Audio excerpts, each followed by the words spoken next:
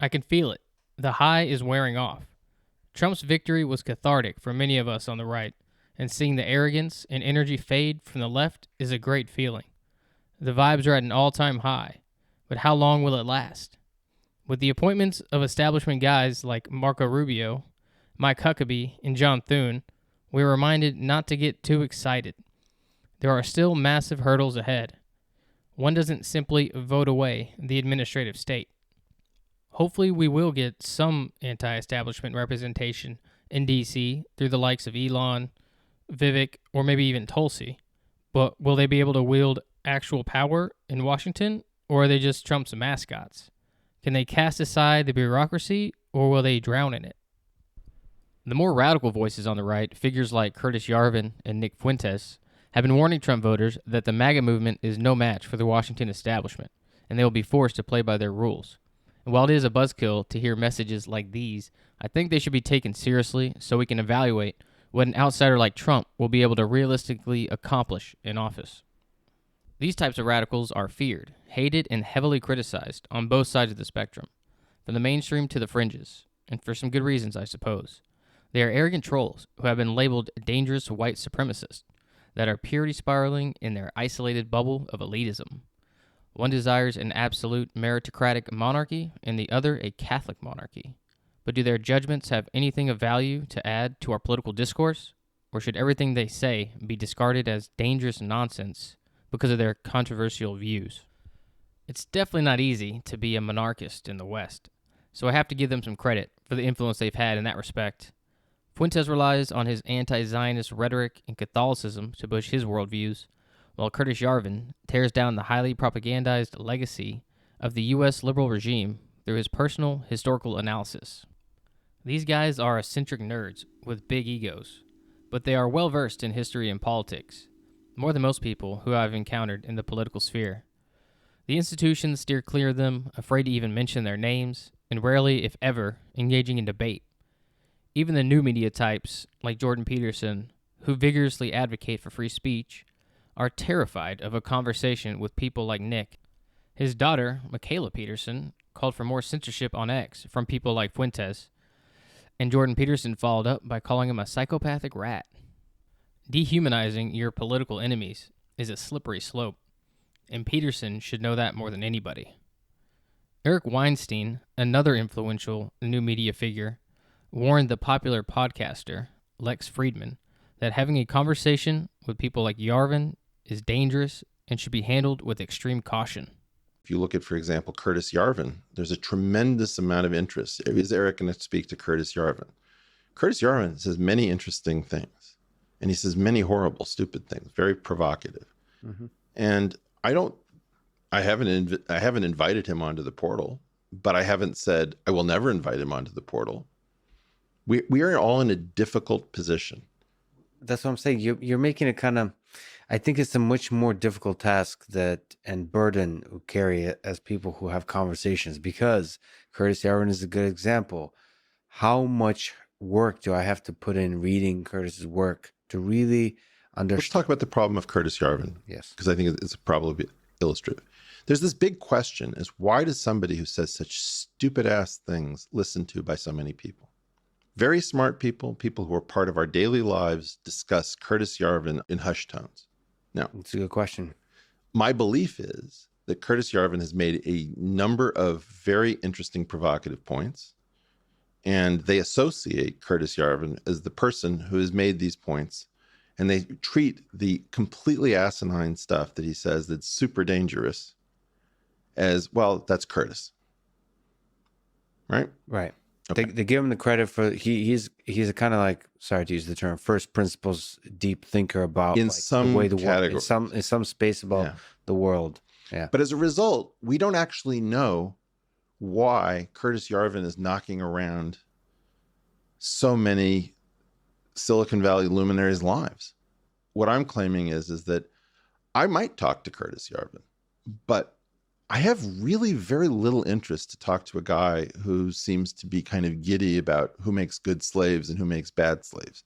It's like, why do I want to do that on the portal?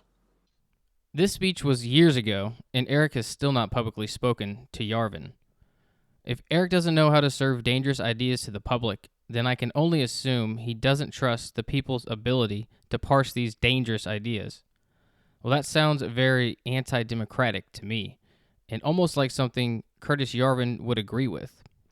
While wading through the scary and terrifying ideas of Yarvin, I have found value in some of his commentary, especially with how he describes the impenetrability of the administrative state from outsiders like Trump, who want to shake up the establishment.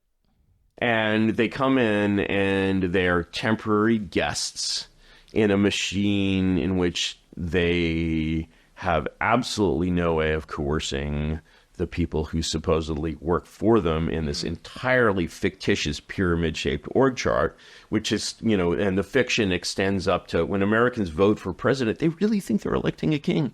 That's really, and they use the language that suggests that they believe this. What are you going to do on your first day, Mr. President? Yeah, exactly. I don't know, some photo ops.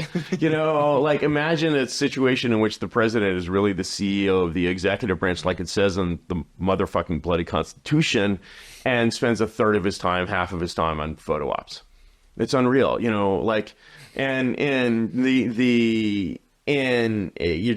being drowned in ceremony in just the way the kind of fake kings of England were drowned in ceremony. And the ceremony actually has an effective purpose, which is sort of the same as the purpose of the Hanoverian kings, which is to prevent there being an actual king. Temporary guests that are being drowned in ceremony to prevent an actual king rings truer than ever after witnessing the Biden and Harris administration. But Biden was a willing participant. What about Trump? Maybe with really based appointments, he can break through, but with who? Curtis gives us his opinion on his Substack article, Narrative and Reality in Trump 47. He says, Trump has selected one Brian Hook to lead his State Department transition team. Hook is a former aide of Mike Pompeo, Trump's Secretary of State. These people are, of course, neoconservatives, the descendants of the old American Trotskyists. It's been a long time since we had a choice besides American Trotskyists versus American Stalinists. You thought there was a way to vote out the neoconservatives? LOL. At least you can vote them in and the progressives out. You did that. Amazing job. You're done. Don't worry, kid. Your balls won't stay blue forever. But Trump ran on all this isolationist, protectionist rhetoric. Why doesn't he hire isolationists and protectionists, not neoconservatives or protectionists? Show me the American isolationist foreign policy professionals. Since America has not had an isolationist foreign policy since my grandfather was a baby, filling these hires literally requires us to raid the tomb. Never underestimate the power of Trump magic, but necromancy is a little much to expect. It's an interesting read at the very least, and Trump has hired some opponents of the legacy neocons, but will it be more than just a ceremonial role? We will see. The most radioactive opponent of Trump's future administration, who I mentioned earlier, is of course Nick Fuentes. While he admires Trump as a person, he claims his movement has been captured by Wall Street, neocons, and the pro-Israel lobbyists.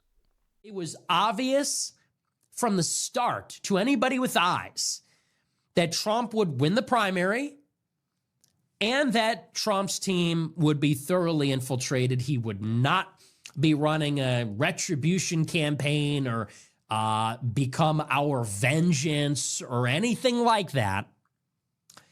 It was obvious from the start.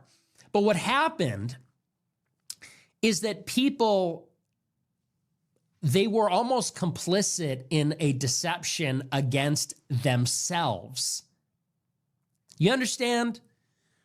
Trump is a Trojan horse. He's awesome. It's undeniable. He's so cool. He's so awesome. And I don't even say that sarcastically. I'm not even being facetious. He is awesome. He is heroic. The perseverance, the struggle, the story, it's remarkable. But his entire team and his operation was clearly hijacked a long time ago. As an operator, he is not effective. He's a good campaigner, but not good at governing, and we knew that. Personnel was the biggest problem in the first term. It was clear it would not be remedied in time for the second. he either learned nothing or didn't care. Either way, the result, it was transparent, would be the same. And so Trump winning has now emboldened really the worst elements. He's brought in every manner of Wall Street, swamp creature, Israel lobby, Chabad Lubavitcher, Little Tech, CIA contractor, all of the worst elements that have bought up the Republican Party, that have bought up this fake opposition in the country against the Democrats. He is now, with his brand, given them the mandate. He won Washington, he was rolled in there, and now they're all leaping out of the Trojan horse and taking control. Whether or not you hate Nick, he has made good arguments that I don't hear often from Trump supporters. Trump being a Trojan horse for the business as usual deep state is criticism that we should take seriously, and the ability of the president to uproot entrenched bureaucrats should be investigated. These critiques should be listened to and debated, even if they are coming from radical voices that are deemed dangerous. When you hold extreme views, you are constantly checked and refuted from every direction, which either strengthens or weakens your views. We should listen to radical voices on both sides of the political spectrum if they comport to reality. Their motivations can be impossible to predict, and while their solutions are extreme and possibly dangerous, their analysis can help break the Overton window, which is the necessary step to real change. While many on the right are celebrating a Trump victory, we must not become complacent. Radicalization is a part of what led to Trump, and we need a degree of that in order to motivate voters who want to root out the corrupt regime. Passivity and contentment with the status quo is what the establishment wants. They will play ball with Trump for 4 years and do everything they can to hold on to power.